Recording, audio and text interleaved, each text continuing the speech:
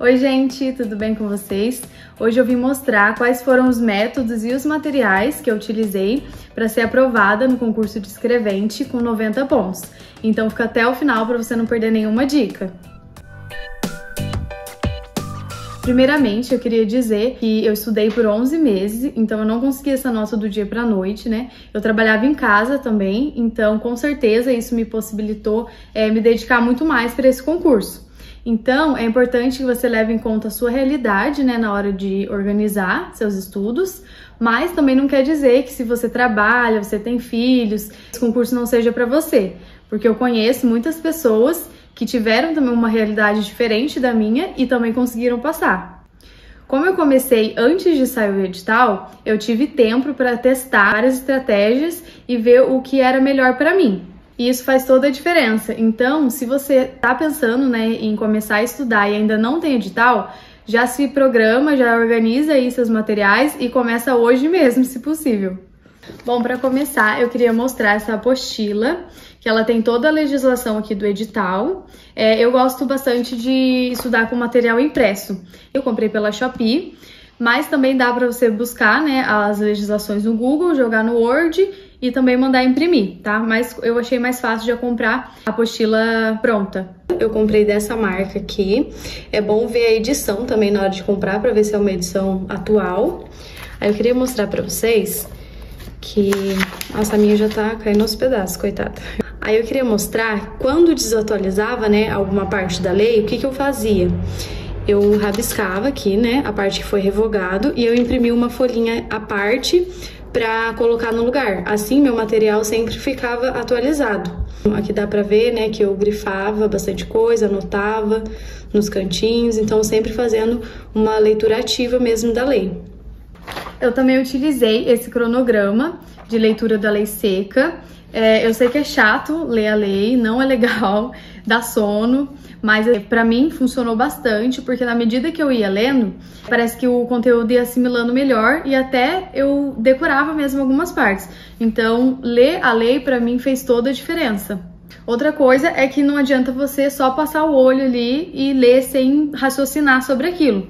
Então pega o marca-texto, já vai grifando ali o que você não entendeu, as palavras-chave, porque na medida que você retorna, né, na segunda leitura desse ciclo, desse cronograma, você já vai ter uma noção do que aquilo fala, tá? Então se você tem aí, por exemplo, 3 meses de estudo, você já consegue ler toda a legislação do edital pelo menos 3 vezes, né? Porque aqui, se eu não me engano, tem 28, 29 dias. Então é um mês, praticamente. Então se você tem 3 meses de estudo, você consegue passar por essa legislação 3 vezes. Eu optei por ler esse cronograma sempre no começo dos meus estudos, sempre no começo do dia.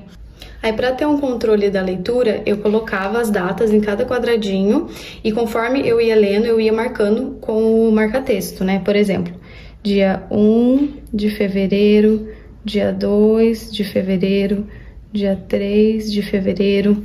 E aí, conforme eu ia fazendo a leitura, eu já ia marcando para deixar tudo para controlar, né? O que eu já tinha lido. E aí, beleza, aí fazia a leitura desse ciclo em um mês, aí no outro mês marcava de novo. Então, por exemplo, 2 de março, 3 de março, e aí também pegava outro marca-texto e já passava.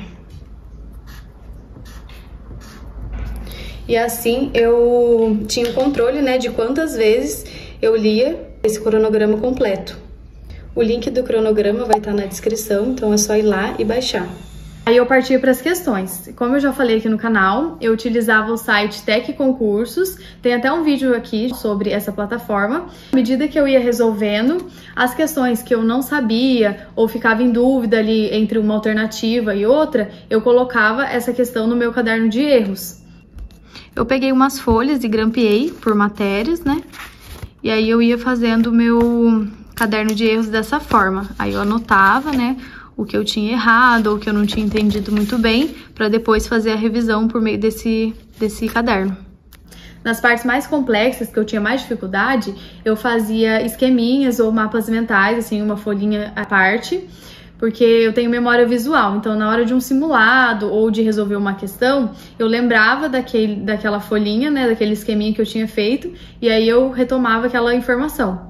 Porque eu não sei vocês, mas quando você tá lendo a lei, aquelas letrinhas, né, tudo pequenininho, parece que mistura tudo, embaralha tudo na cabeça da gente, e na hora que a gente realmente precisa daquela informação, é difícil você voltar nela e, tipo, lembrar, né, de como tava ali escrito.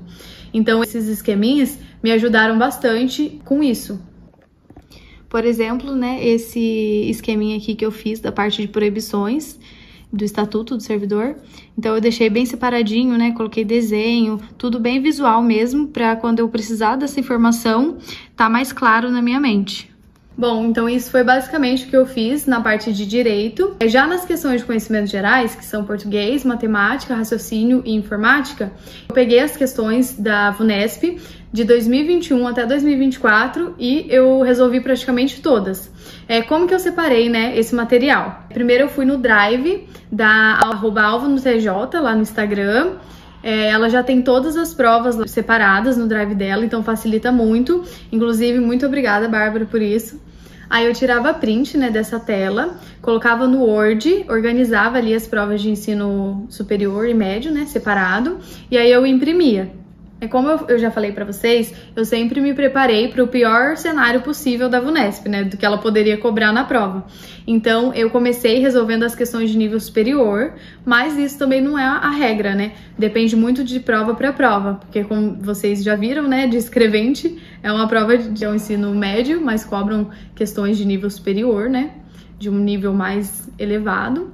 Mas aí fica a critério de vocês, porque como eu tive tempo, eu consegui fazer muitas provas. Então, eu resolvi todas, se eu não me engano, de ensino superior e algumas de ensino médio também. Então, essa daqui, por exemplo, né, eu separei as provas da VUNESP de 2023, o ensino médio, tirei print aqui das pastas, e aí eu ia abrindo, ia vendo os cargos, colocava aqui do ladinho, e também as matérias que eu conseguia aproveitar, né, por exemplo, português, matemática e informática. E aí, conforme eu ia resolvendo a matéria, eu ia circulando. Também deixava anotado os erros, né, para eu voltar depois e revisar essas questões. Aí as questões que eu não sabia ou eu errava, eu procurava a correção dessa prova no YouTube mesmo, colocava lá, por exemplo, prova São José dos Campos 2022. E aí, na maioria das vezes, tem a correção, principalmente de matemática e informática. Português é mais difícil. Mas o que eu não achava, eu colocava essa questão no Google e via pelos comentários de plataformas de questões, sabe? Comentários de alunos mesmo, que ajudam bastante também. Para informática e raciocínio lógico, eu mesclava a resolução de questões da VUNESP com de outras bancas também, através da plataforma, né? Que eu já falei, do Tec Concursos. Porque vendo as últimas provas, eu senti a necessidade de resolver questões que não fossem só da VUNESP, de abranger mesmo as possibilidades ali. Em atualidades, eu assistia às aulas gratuitas, aqui do YouTube mesmo, de vários professores diferentes, e eu também adquiri o concurso do professor Rodolfo Gracioli, porque como em 2021 eu tinha zerado atualidades, não tinha acertado nenhuma, eu fiquei meio preocupada, assim, com atualidades dessa vez, então eu optei por comprar o curso. Por fim, eu queria falar como eu organizava as minhas horas de estudo por dia. Eu estudava em média ali 5 horas por dia, então eram 5 matérias também. Eu estudava 1 hora cada matéria, mais ou menos. E essa parte eu acho muito particular, né? Depende muito, assim, de quais matérias você tem mais dificuldade, mais facilidade, né? Por exemplo, uma matéria que eu tinha mais dificuldade, ou eu colocava dia sim, dia não, ou todos os dias. Uma matéria que eu tinha menos dificuldade, eu colocava ali de 2, 3 vezes na semana. Então você tem que parar mesmo, analisar e ver qual é os seus pontos fracos e fortes para conseguir distribuir essas matérias ao longo da sua semana. E se você não tem tantas horas assim para estudar no dia, não tem problema. Você adapta de acordo com a sua realidade. Então, se você tem 3 horas por dia, 2 horas por dia, você vai organizando o seu cronograma com base nisso. E aos domingos eu fazia um simulado, né? E eu achei que foi super válido, porque uma coisa é você estudar as matérias ali isoladas, né, durante a sua semana, e outra coisa é você pegar elas todas juntas em um simulado, né, que é o que acontece no dia da prova. E também para você conseguir ver o seu tempo de prova, se organizar em relação a isso. Então, em resumo, o meu estudo foi a leitura da lei seca, muitas questões, anotar os erros e depois revisar esse material e essas anotações.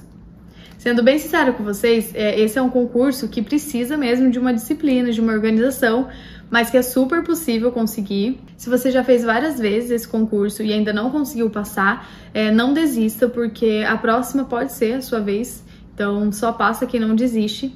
O sonho é possível e contem comigo para ajudar aqui vocês com as dicas, né, pelo que eu passei.